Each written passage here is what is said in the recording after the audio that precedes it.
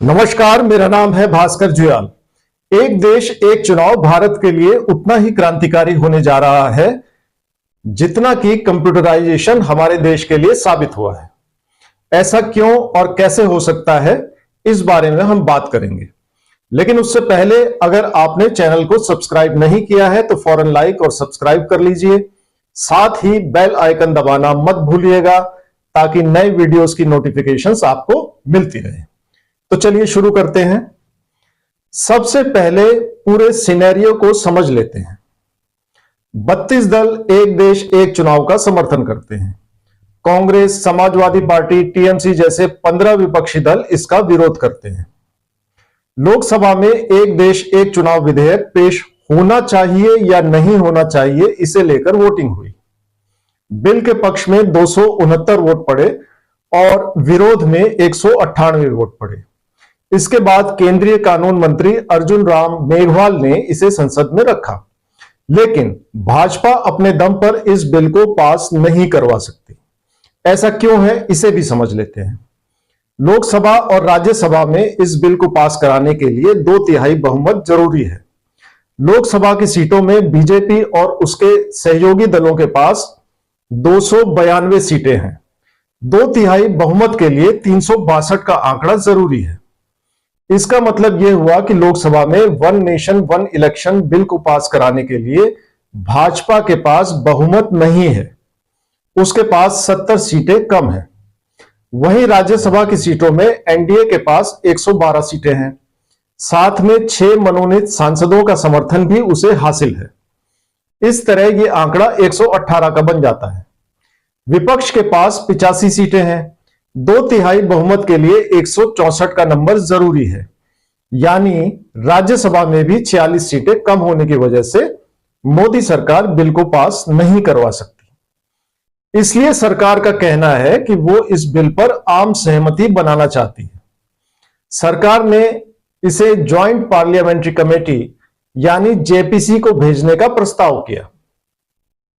अब सवाल यह है कि जेपीसी क्या होती है और सरकार इसे जेपीसी को क्यों भेजना चाहती है।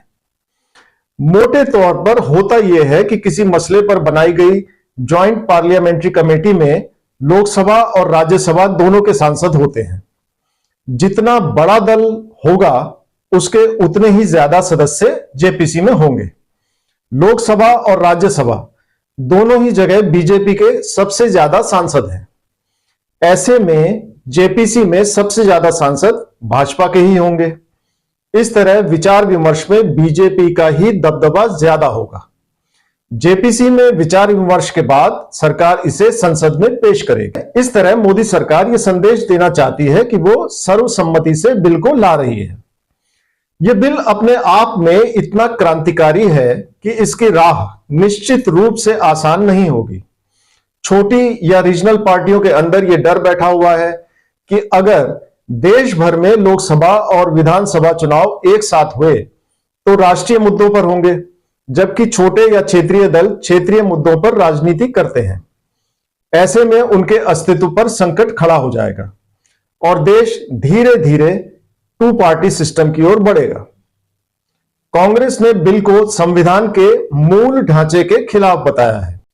कांग्रेस के मुताबिक भारत राज्यों का संघ है। आप विधानसभाओं का कार्यकाल कम नहीं कर सकते। दरअसल देश भर में विधानसभाओं का कार्यकाल अलग अलग समय पर खत्म होता है। इसीलिए आप देखते हैं कि कभी 3 राज्यों में चुनाव हो रहे हैं तो कभी 6 राज्यों में चुनाव हो रहे हैं। अगर सभी राज्यों के चुनाव लोकसभा के साथ कराने हैं तो कई विधानसभाएं अपना कार्यकाल पूरा नहीं कर पाएंगी। इसके लिए संविधान में संशोधन की जरूरत पड़ेगी। बदलाव के लिए मोदी सरकार 129वां संविधान संशोधन बिल लाई है, जिसे आम भाषा में हम लोग one nation one election bill कहते हैं। लेकिन संविधान में संशोधन पहले भी हुए हैं और अभी भी हो सकते हैं। कांग्रेस जैसी पुरानी पार्टी के पास इंदिरा गांधी की विरासत है, जिन्होंने बैंकों का राष्ट्रीयकरण किया। राजीव गांधी की विरासत है, जिन्होंने कंप्यूटर क्रांति की शुरुआत की। नरसिम्हा राव की विरासत है, जिन्होंने आर्थिक उदारीकरण के दरवाजे खोले।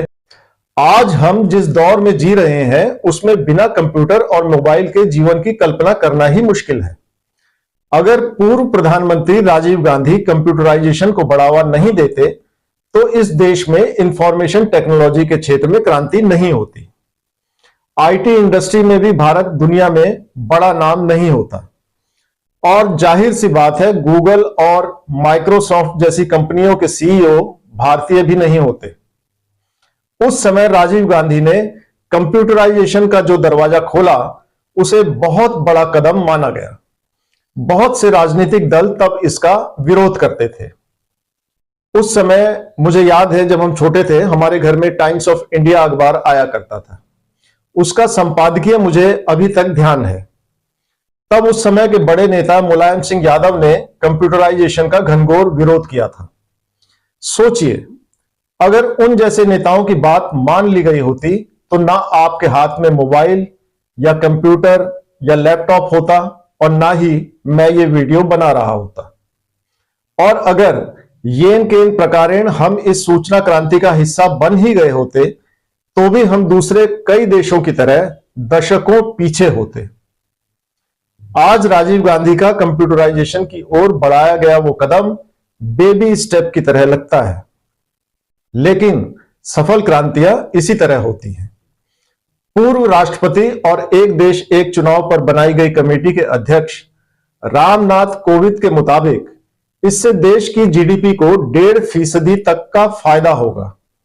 जिस दिन हमारी अर्थव्यवस्था 10 से 11% की दर से बढ़ेगी, हमारा देश तीसरी या चौथी सबसे बड़ी अर्थव्यवस्था होगा। इसलिए एक देश एक चुनाव के मॉडल को अपनाना ठीक रहेगा। कश्मीर से कन्याकुमारी तक पूरा देश एक सोच के साथ आगे बढ़ेगा। चुनावों में काले धन पर लगाम लगेगी, अरबों रुपए के सरकारी खर्च में कमी आएगी। यह पैसा जनता के विकास में लगेगा, यानी कि प्रॉस्पेरिटी बढ़ेगी, लोगों का जीवन स्तर ऊपर उठेगा। सामान्य नागरिक के तौर पर क्या आप और हम ऐसा ही नहीं चाहते? जय हिंद, जय भारत।